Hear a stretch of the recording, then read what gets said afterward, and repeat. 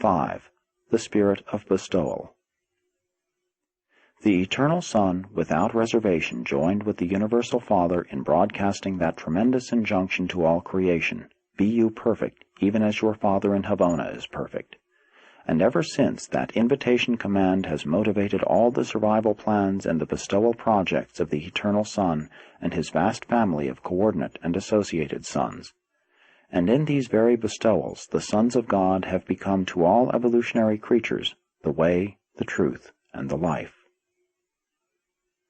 The Eternal Son cannot contact directly with human beings, as does the Father through the gift of the pre-personal thought adjusters, but the Eternal Son does draw near to created personalities by a series of down-stepping gradations of divine sonship until he is enabled to stand in man's presence and, at times, as man himself. The purely personal nature of the Eternal Son is incapable of fragmentation.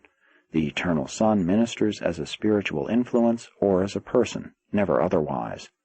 The Son finds it impossible to become a part of creature experience in the sense that the Father Adjuster participates therein, but the Eternal Son compensates this limitation by the technique of bestowal. What the experience of fragmented entities means to the Universal Father, the incarnation experiences of the Paradise Sons mean to the Eternal Son. The Eternal Son comes not to mortal man as the divine will, the thought adjuster indwelling the human mind, but the Eternal Son did come to mortal man on Urantia when the divine personality of his Son, Michael of Nebadon, incarnated in the human nature of Jesus of Nazareth. To share the experience of created personalities, the Paradise Sons of God must assume the very natures of such creatures and incarnate their divine personalities as the actual creatures themselves. Incarnation, the secret of Sonarrington, is the technique of the Son's escape from the otherwise all-encompassing fetters of personality absolutism. Long, long ago, the Eternal Son bestowed himself upon each of the circuits of the central creation for the enlightenment and advancement of all the inhabitants and pilgrims of Havona, including the ascending pilgrims of time.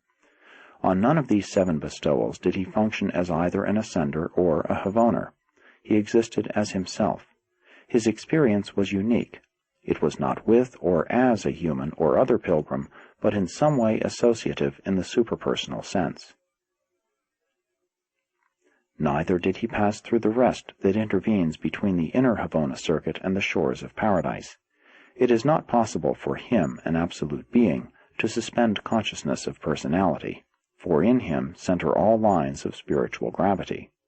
And during the times of these bestowals, the central paradise lodgment of spiritual luminosity was undimmed, and the Son's grasp of universal spirit gravity was undiminished.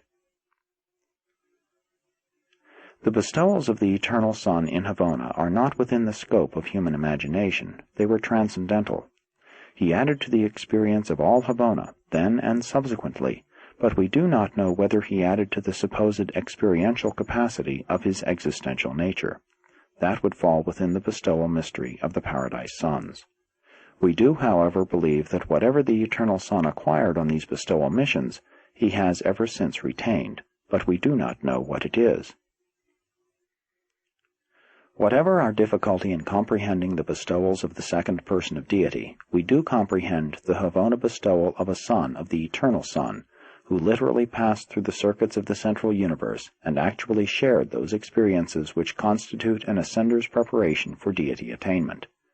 This was the original Michael, the firstborn Creator Son, and he passed through the life experiences of the ascending pilgrims from circuit to circuit, personally journeying a stage of each circle with them in the days of Grand Fonda, the first of all mortals to attain Havona. Whatever else this original Michael revealed, he made the transcendent bestowal of the original Mother Son real to the creatures of Havona, so real that forevermore each pilgrim of time who labors in the adventure of making the Havona circuits is cheered and strengthened by the certain knowledge that the Eternal Son of God 7 times abdicated the power and glory of paradise to participate in the experiences of the time-space pilgrims on the 7 circuits of progressive Havona attainment. The Eternal Son is the exemplary inspiration for all the sons of God in their ministrations of bestowal throughout the universes of time and space. The coordinate creator sons and the associate magisterial sons, together with other unrevealed orders of sonship, all partake of this wonderful willingness to bestow themselves upon the varied orders of creature life and as the creatures themselves. Therefore, in spirit and because of kinship of nature as well as fact of origin, it becomes true that in the bestowal of each Son of God upon the worlds of space, in and through and by these bestowals, the Eternal Son has bestowed himself upon the intelligent will creatures of the universes.